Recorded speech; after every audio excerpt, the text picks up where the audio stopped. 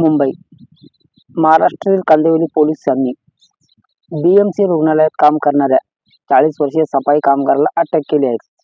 सफाई कामगारांनी महिला डॉक्टर अंघोळ करत असताना तिचा व्हिडिओ बनवल्याचा आरोप आहे. पोलिसांनी दिलेल्या माहितीनुसार जय सोलंकी असे आरोपी सफाई कामगाराचे नाव आहे. तक्रारदार महिला डॉक्टर रुग्णालयातली एमएसचे शिक्षण घेत असून गेल्या 2 वर्षापासून बीएमसी रुग्णालयात प्रॅक्टिस करत आहेत. ही घटना मंगळवारी 9च्या सुमारास घडल्याचे फिर्यादी महिला डॉक्टरांनी पोलिसांकडे दिलेल्या तक्रारीत सांगितले आहे.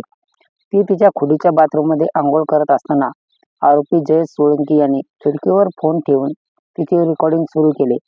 हा मोबाईल डॉक्टरांच्या लक्षात येताच त्यांनी तत्काळ रुग्णालयातील आवारातील इतरांच्या आणि वरिष्ठांना यांची माहिती दिली.